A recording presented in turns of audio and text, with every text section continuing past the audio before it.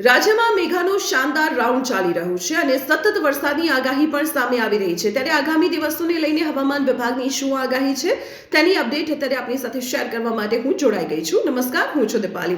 હવામાન વિભાગનું કહેવું છે કે હજુ પણ આગામી 3 દિવસ સુધી રાજ્યના મોટા ભાગના વિસ્તારોમાં અત્યંત ભારે વરસાદથી લઈને અતિ ભારે વરસાદ વરસવાની શક્યતાઓ વ્યક્ત કરવામાં આવી છે। 3 દિવસ બાદ વરસાદનું જોર ઘટશે। જો આજની વાત કરવામાં આવે તો આજે 7 વાગ્યા સુધી રાજ્યના મોટા ભાગના જિલ્લાઓમાં વરસાદને લઈને રેડ એલર્ટ આપવામાં આવ્યું છે અને કયા કયા જિલ્લાઓ છે તેની હું જાણકારી અત્યારે આપને આપી રહી છું। તો બનાસકાંઠા, દેવભૂમિ દ્વારકા, કચ્છ, મોરબી, જામનગર, પાટણ, સુરેન્દ્રનગર અને રાજકોટમાં ભારેથી અત્યંત ભારે વરસાદને લઈને રેડ એલર્ટ આપવામાં આવ્યું છે અને બાકીના જિલ્લાઓમાં વરસાદને લઈને ઓરેન્જ એલર્ટ આપવામાં આવ્યું છે। આ પરિસ્થિતિને જોતા તંત્ર પણ ખડે પગે છે। જો હવામાન વિભાગની આગાહીની વાત કરવામાં આવે તો મોટાભાગના વિસ્તારોમાં અત્યંત ભારે વરસાદ વરસી શકે છે। તેમાં પણ ઉપરવાસમાં જે ભારે વરસાદ વરસ્યો છે તેના કારણે જળાશયોમાં પણ નવા નીરની આવક થઈ રહી છે। જળાશયોમાંથી નદીઓમાં પાણી છોડવામાં આવી રહ્યું છે અને નદીઓના પાણી તેના ભયજનક લેવલને વટાવી રહ્યા છે।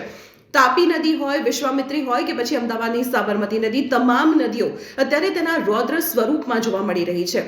જો અત્યાર સુધીના વરસાદની વાત કરવામાં આવે તો આજે સવારથી બપોર સુધીમાં વરસાદ જે વરસ્યો છે તેમાં સૌથી વધુ વરસાદ બનાસકાંઠાના સુઈ ગામમાં વરસ્યો છે। ત્યાં 8 ઇંચ જેટલો વરસાદ વરસ્યો છે અને તેને જોતા તે વિસ્તારમાં જળબંબાકારની સ્થિતિ જોવા મળી રહી છે। સરેરાશ વરસાદની જો વાત કરવામાં આવે તો રાજ્યમાં 123% વરસાદ વરસી ચૂક્યો છે। આ સિઝનનો એટલે કે સિઝનનો 23% વરસાદ વધુ નોંધાયો છે અને હજુ પણ હવામાન વિભાગની આગાહી છે કે હજુ પણ 1 અઠવાડિયા સુધી વરસાદ વરસી શકે છે। તેમાં 3 દિવસ ભારેથી અતિ ભારે વરસાદની આગાહી વ્યક્ત કરવામાં આવી છે। આ પરિસ્થિતિને જોતા ગાંધીનગર ખાતે સ્ટેટ ઇમરજન્સી સેન્ટર ખાતે એક મહત્વપૂર્ણ બેઠકનું આયોજન કરવામાં આવ્યું હતું, જેમાં મુખ્ય સચિવ દ્વારા જે અલગ અલગ નદીઓમાં પાણીની આવક છે, જળાશયોમાં પાણીની આવક છે, જળાશયોમાંથી જે પાણી છોડવામાં આવી રહ્યું છે તેને લઈને કયા કયા વિસ્તારોમાં અસર થઈ શકે છે તે તમામ બાબતોને લઈને માહિતી એકત્રિત કરવામાં આવી છે।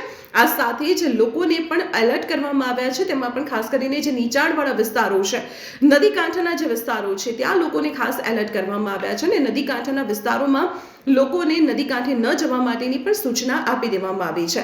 આ સાથે સાથે એ પણ જણાવી દઉં કે નદીમાં જળસ્તર ભયજનક રીતે આગળ વધી રહ્યું છે, તેનું લેવલ વધી રહ્યું છે, જળસ્તર વધી રહ્યું છે અને આ પરિસ્થિતિ વચ્ચે માછીમારોને પણ 5 દિવસ સુધી દરિયો ન ખેડવા માટે સૂચના આપી દેવામાં આવી છે।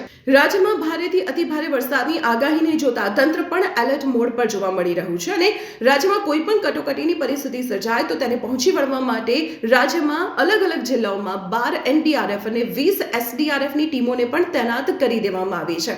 તો આવી જ મહત્વપૂર્ણ જાણકારી માટે આપ સતત જોડાયેલા રહો સંદેશ ડિજિટલ સાથે।